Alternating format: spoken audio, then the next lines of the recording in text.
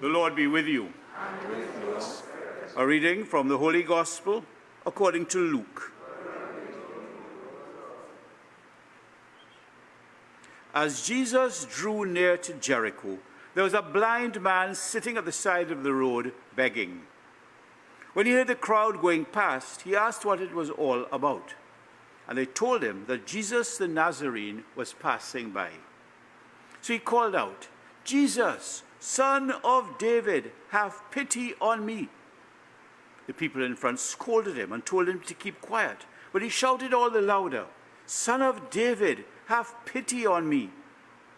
Jesus stopped and ordered them to bring the man to him. And when he came up, asked him, "What do you want me to do for you?" "Sir," he replied, "let me see again." Jesus said to him, "Receive your sight. Your faith has saved you." And instantly his sight returned, and he followed him, praising God. And all the people who saw it gave praise to God for what had happened. The Gospel of the Lord. Praise to you, Lord Jesus Christ. So our first reading was from the book of Revelation, or the book of the Apocalypse. And we'll be reading that as our first reading for this week and next week. There's a possibility of being a very confusing book for a lot of people. But once you understand that the style it's written in, we didn't hear too much of it today, but we will hear as it goes on, it's written in an apocalyptic style, which uses images for everything. Even today we begin to get some little image of, so they use numbers and colors and so on as symbols of something else. So even today, for example, we read about the seven spirits and so on, and even the seven churches. Now, 7 was the number of completeness, the perfect number. The number of completeness. So the seven spirits, the completeness of the Spirit. You know, so we can't look at a lot of the language here literally. Now, the book is very, very simple, even though there are some things we still don't understand. And the book basically says what the responsorial psalm said. "Those who prove victorious, I will feed from the tree of life." The book is written, and I'm just going to do an introduction because you're going to be hearing it for the next 2 weeks. The book is written to a church under persecution. And basically the message of the prophet is, there is persecution.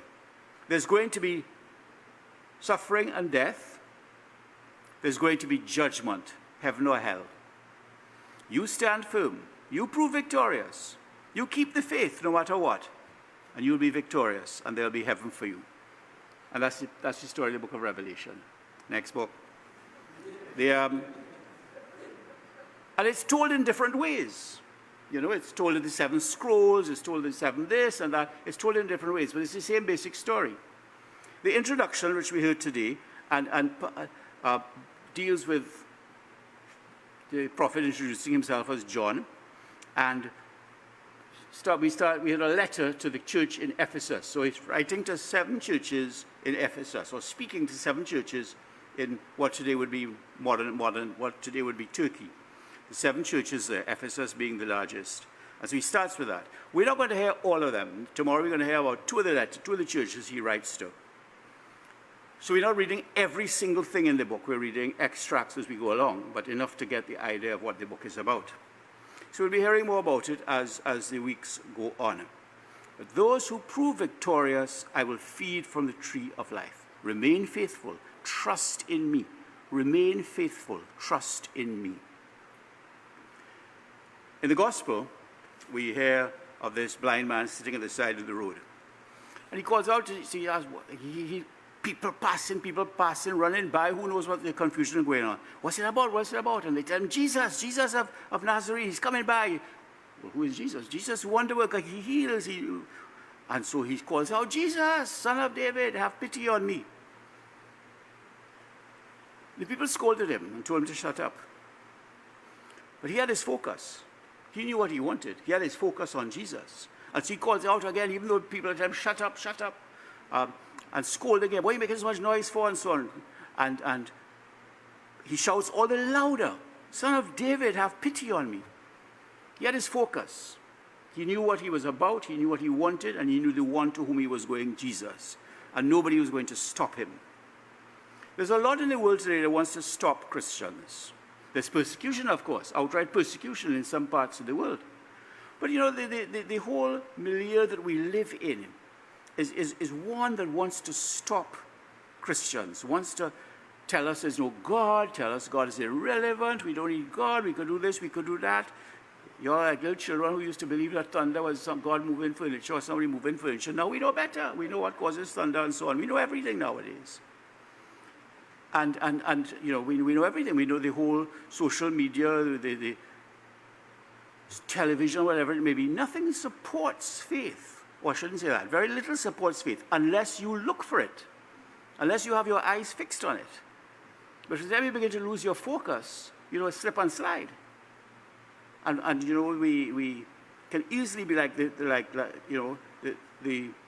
be taken in by the society that tells us what you worrying about this for, what you worrying about that for. Everybody for himself, do what is pleasing to you, etc. Who is God? You know, so many people live without God in this society today. At least hard to judge, but that's what it looks like.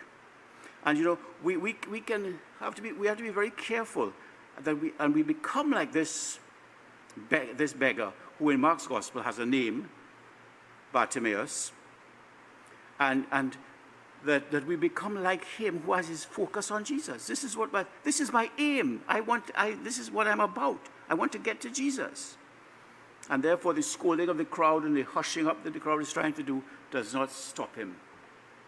And he comes to Jesus. And he receives his reward. You know, so we too, you know, and that's why we need things to help us. We need communities to help us. We need scripture reading, spiritual books to help us. Looking spiritual things, having spiritual music from time to time. All this to help us to overcome the voice of the crowd today. To overcome the voice of the crowd that says, what you worrying about? Forget God. God don't exist, or God is irrelevant, whatever the case may be. Shut up, shut up. You know, and we are people who can't. We are people who have to have our eyes fixed on the Lord and continue that journey.